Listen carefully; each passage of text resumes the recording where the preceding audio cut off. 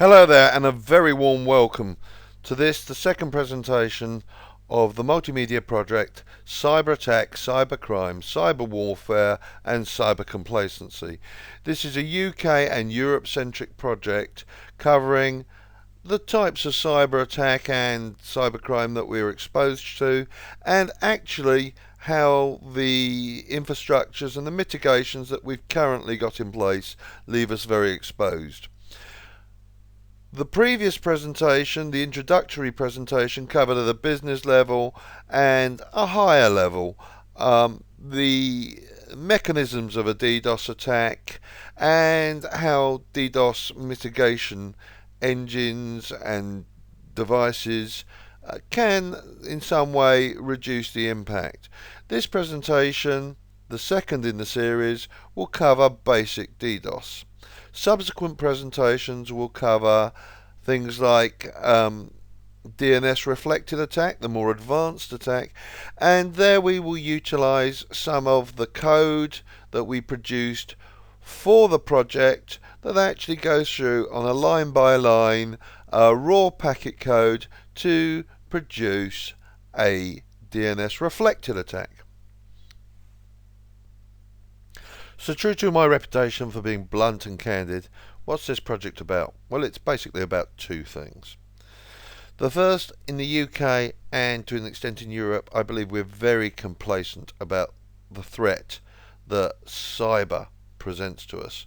We are significantly exposed to cyber attack, and what measures are underway from the powers that be do not really add protection for the people, they add protection for the government and the government's associated infrastructures. This is something that I believe I should raise general awareness about, and also provide more information about the techniques that are available, because really, although the information security business is quite a big business, what we actually find is the people that actually understand DDoS, DDoS attack, DDoS mitigation, are a relatively small population. Many of the people I find think it's got something to do with firewalls. In fact, I actually found a significant security player recently that actually thought his major department was protected because he had firewalls. This is not the case. The second, and for me slightly more profound reason I'm doing it, is I recently suffered a catastrophic medical condition, and it's impacted my longevity and my lifestyle significantly. And it's something we've known about since the Middle Ages, yet increasingly when I talk to doctors and general public, they seem blissfully unaware of something as simple as septicemia. The same thing that gives you a sore cut when you get some dirt in it can kill you. And I thought everyone knew that. Unfortunately, the people that treated me didn't seem to. So I'm going to use the proceeds from the book that you see there. There's the ISBN numbers and the presentations that I'm doing to help a number of charities, people like the Sepsis Trust. I hope there'll be some money left over for the Pernicious Anemia Society.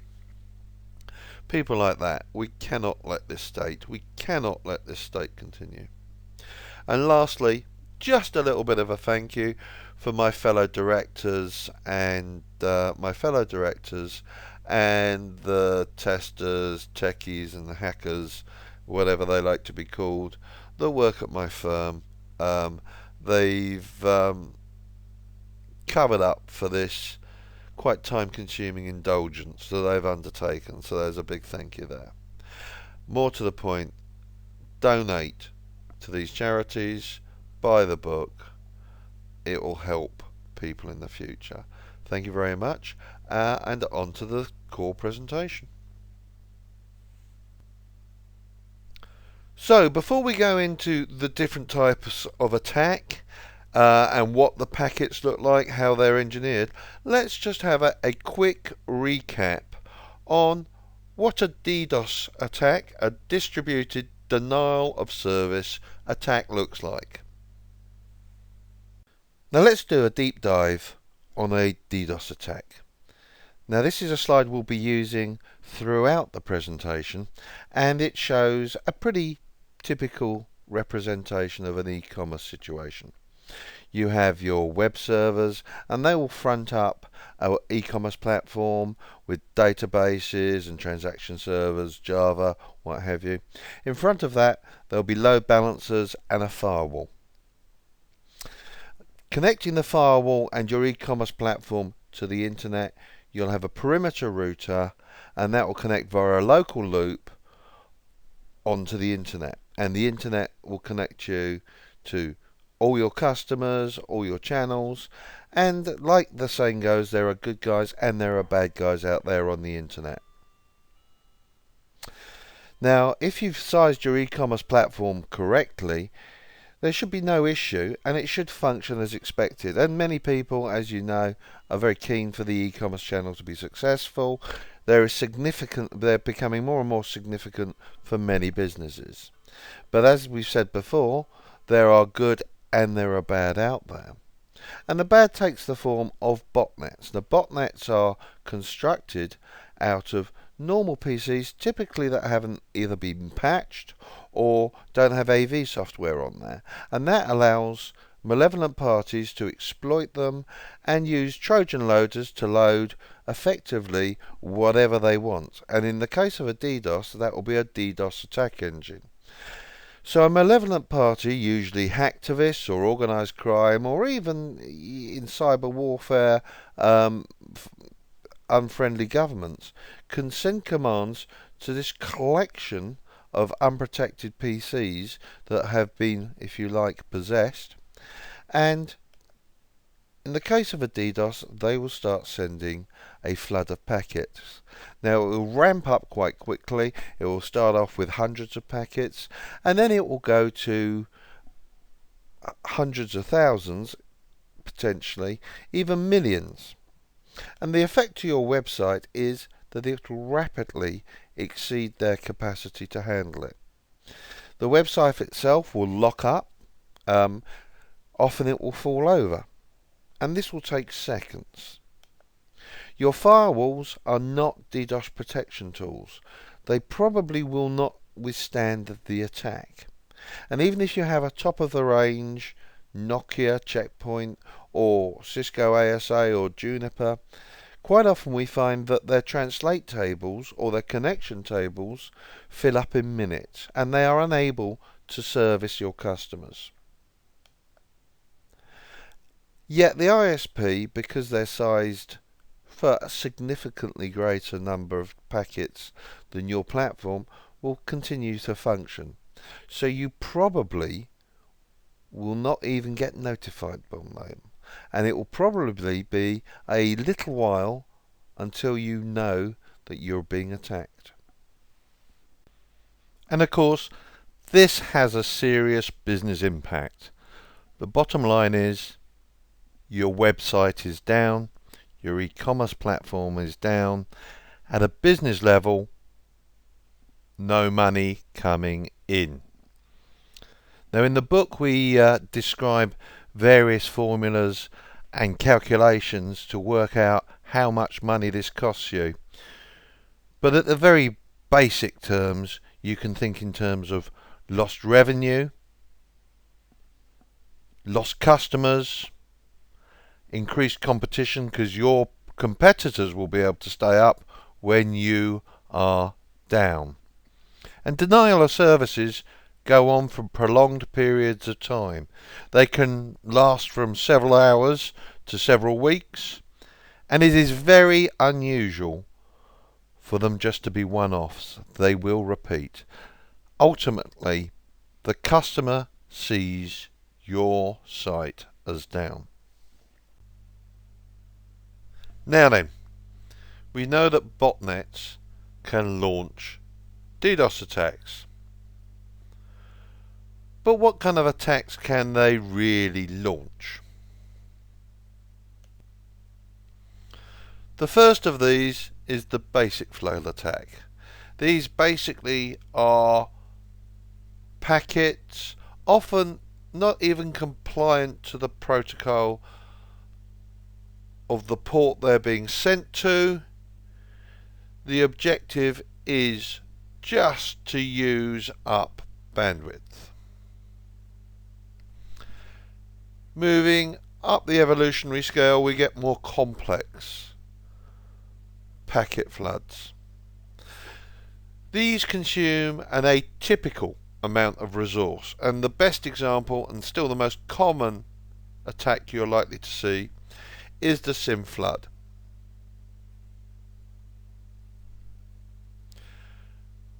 Still at the infrastructure level, but very much more cognizant of protocol types and how the independencies of the internet are held together, we have reflected amplified floods. And the most trendy, shall I say, because it's not necessarily the most common, but the most trendy you're most likely to see is a DNS, reflected and amplified attack. Now, we've written some example code that in a future presentation we will provide packet traces, analyze exactly how this works, and why maybe it's not quite the threat that it's suggested that it is. And lastly, we have the application flood. This is where the attacker has crafted the attack in context of the system that is being attacked. The attacker knows that it's an authenticated website and that maybe the thing that's most likely to be resource exhausted or page locked is the authentication mechanism. Database page locks, application throughput, all sorts of key resource restraints come into play with these attacks. Now this slide maps the 7-layer OSI model for networks onto the server resources, the e-commerce component resources that will be attacked during a DDoS or a flood attack. If we see here, we have the server memory, OS capacity, and application throughput capacity. Now, when we focus on internet-based DDoS attacks, we're not really concerned overly with the data link level. This is basically ARP level broadcasts. If you suffer such an attack, it implies proximity. Of course, such a thing like a ARP flood would impact your server memory, your switch memory. It would certainly impact your switch, potentially your server CPU, but mostly it would attack your local network capacity, because it would take up bandwidth. As we go up the network layer and we get to the raw TCP floods, the raw TCP, ICMP, UDP floods, these impact server memory, they impact server CPU, and they also impact local network capacity, but they mainly impact the WAN network capacity, your internet loop, which is generally a lot smaller than your 1 gig, 10 gig switches that will be used to control your e-com architecture. So for your basic flood attacks, you can see they're going to be impacting that, and primarily your server CPU. As we go up to the transport layer and we get more complex attacks, these will tend to attack. These will tend to impact the server memory and the server CPU once again, but they will also begin to discover, utilize, if you like, limitations in your OS capacity and in your network stack. For example, a SynFlood will use special kernel memory. It invokes a lot of system interrupts, and this impacts at a far higher level on the stack, if you like, and at the operating system. Likewise, if you were to do a complex HTTP flood, that will require more spawned HTTP threads, and that will impact at the network stack and at the OS capacity. And then as we follow the trend, the evolution of these flood attacks, we begin to see that at the top we have application level attacks, and this maps directly onto the OSI 7 layer application layer, and here we're attacking the constraints that the applications will have, the number of threads it's capable of dispatching, the capability of the authentication system to retrieve authentication records from the database server or the LDAP server, and if it's a failed attempt, to update the various fields on that server or on that database to indicate that it's a failed login. The capability of the application to dispatch and clean up after itself, and on a per packet basis, these attacks tend to have more dramatic results than these basic network floods attacks. So on later presentations we go into details on each of the various aspects of these attacks.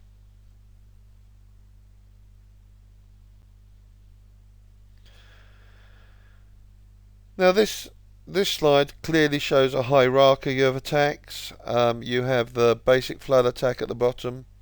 We've talked about them. We have the more complex floods. The more complex floods here, typically SynFloods or HTTP GET floods. Here we have the reflected, amplified attacks, which utilizes the overall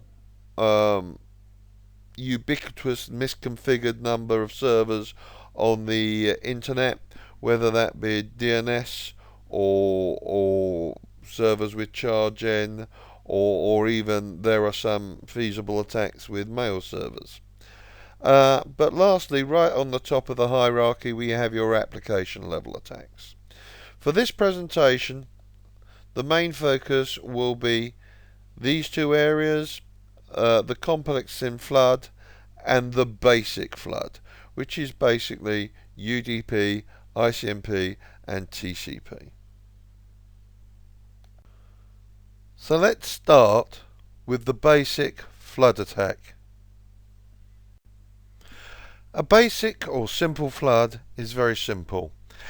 It is just a series, a repeat of basic, almost irrelevant packets. These packets are usually not specifically formatted for the application or the port they're directed at, and they're just fired en masse at an open port within the infrastructure under attack.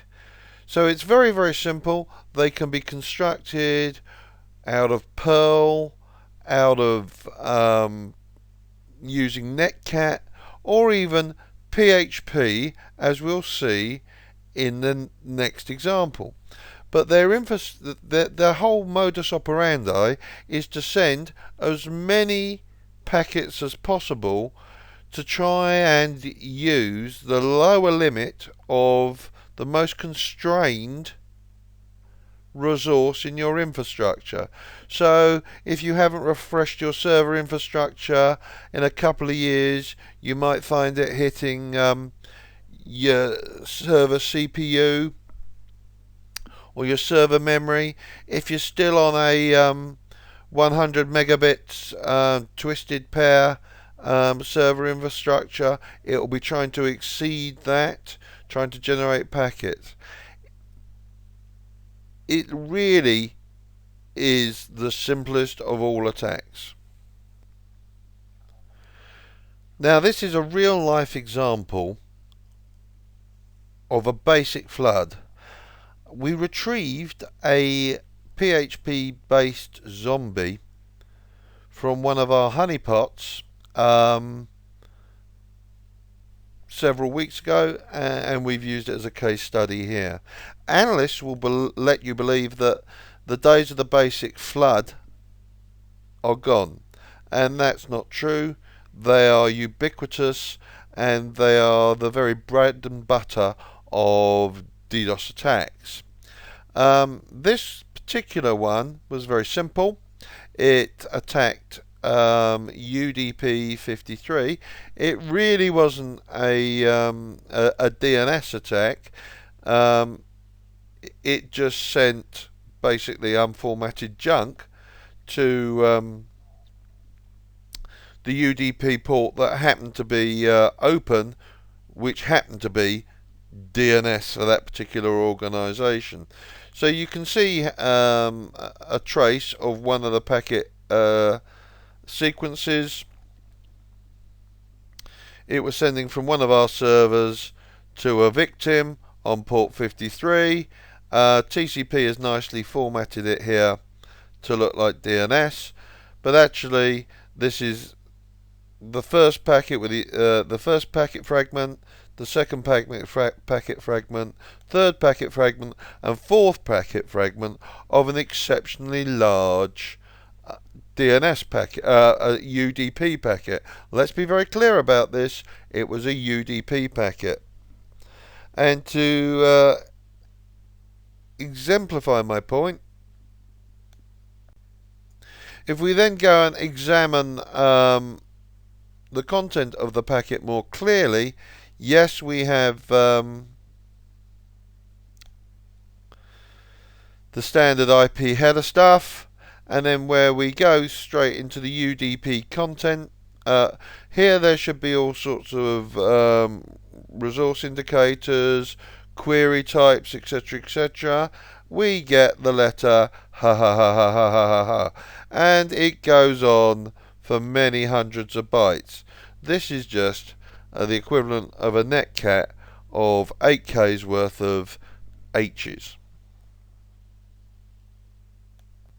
Now let's move on to a more complex attack, the SynFlood attack. I'm sure most of you have heard of this.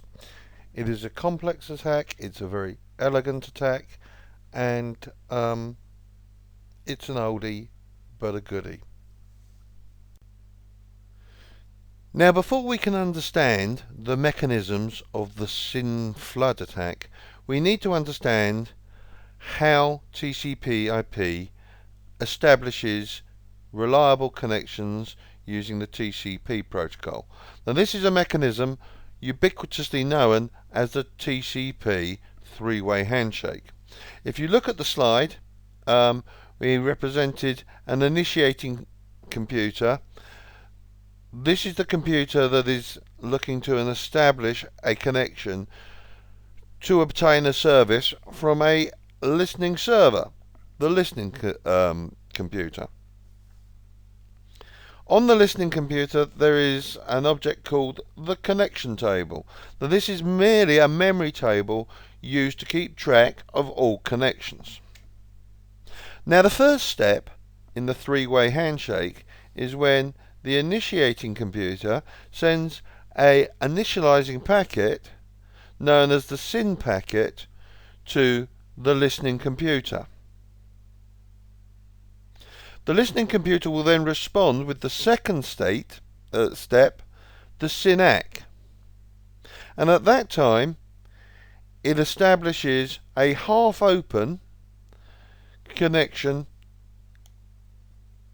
in the connection table. Now, then, the initiating computer will respond with an ACK packet. And the connection table will immediately be changed to establish. We now have a TCP connection in place. The next step is that data exchanges will take place until one or both of them closes and or resets the connection. In the connection table, it's a very basic memory table that contains details of the source IP address, the source port, the destination port and the destination address, the protocol and the connection state. Now you understand how TCP initiates and establishes reliable connections. It's time to see how this can be subverted in the attack. Basically, the components from the connection slide are the same. And when the initiator, the attacking computer, sends the initial SYN, that SYN will have a spoofed, non-routable address. That means it's typically taken from, say, the RFC 1918 and will come from the 192.168.0.1 range, or maybe the 10.0.0.1 range. When the listener receives, as you know, the SYN packet, it will immediately respond with a SYN ACK. But the attacker doesn't respond with an ACK packet, it just responds with another SYN.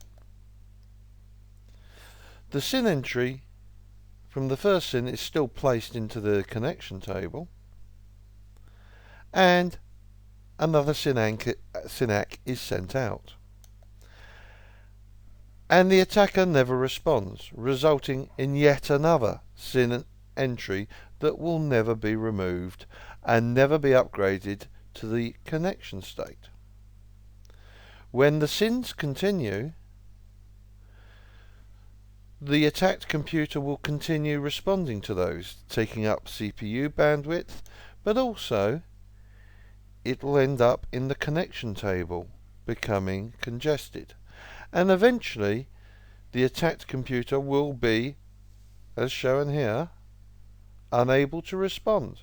There will be no SYN ACKs, but the attacker will continue to flood the computer with SYN requests.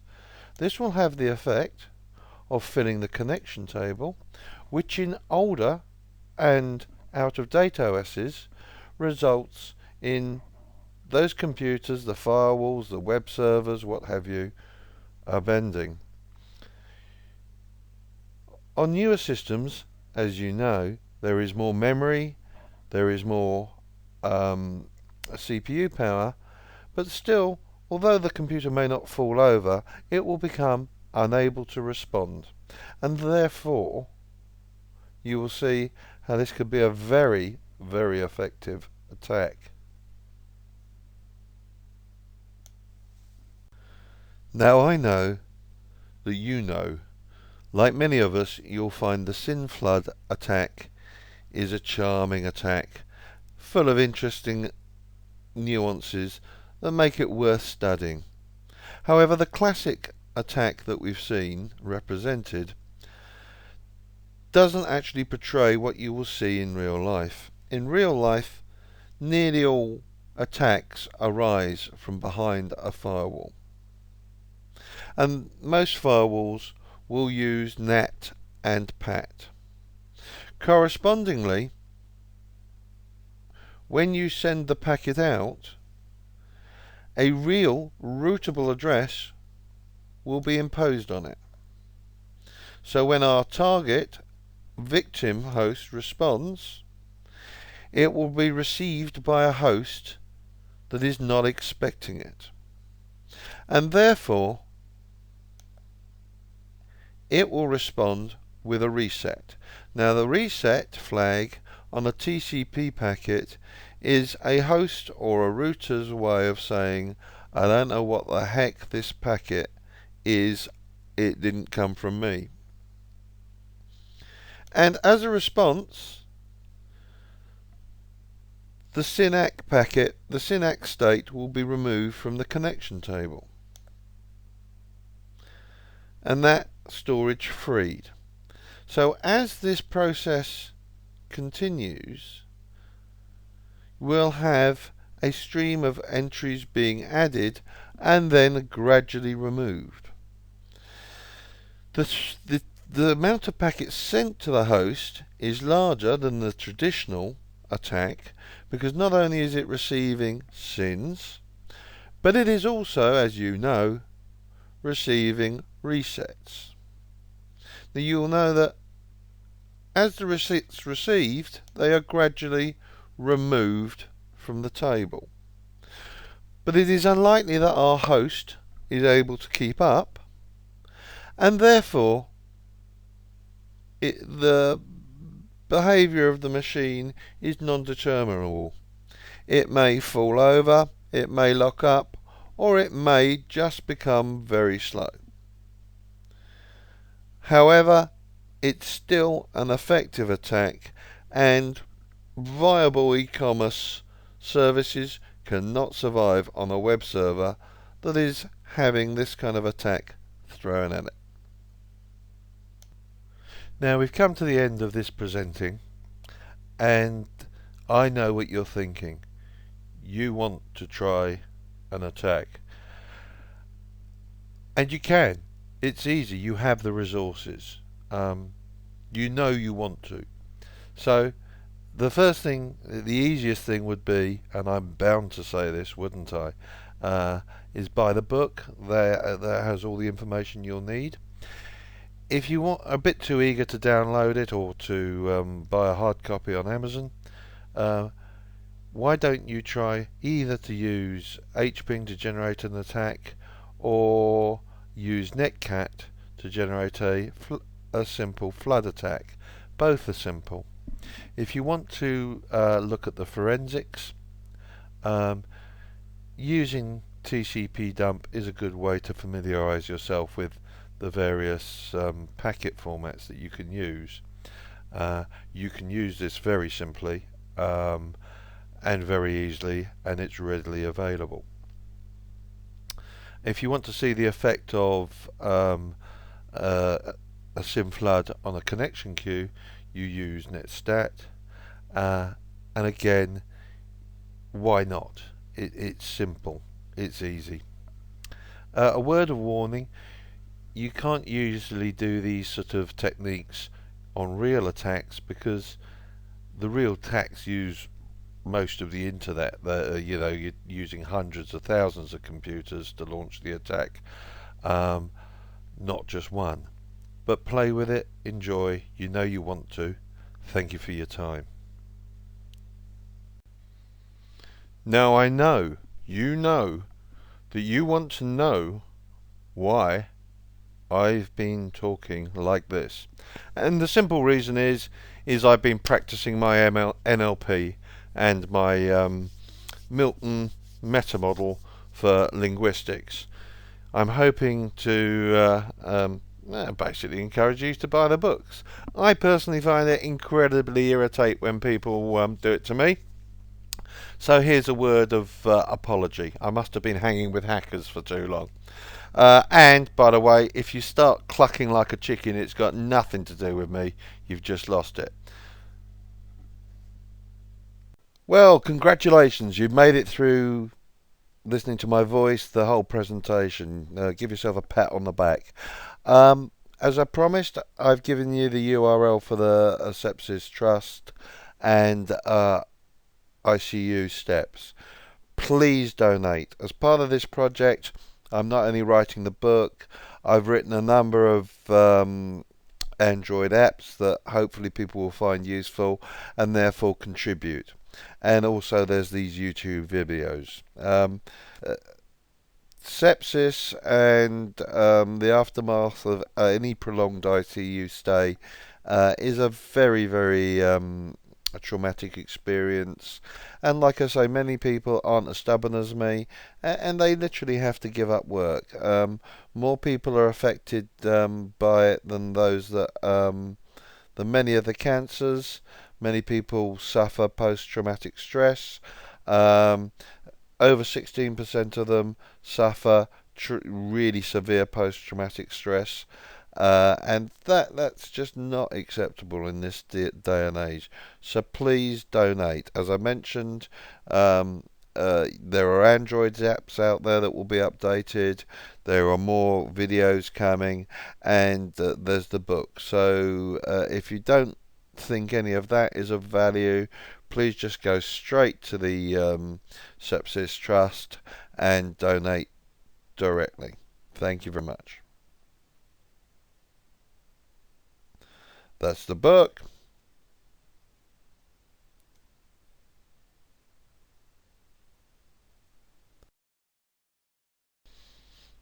These are the other items available as part of this program. And that's me.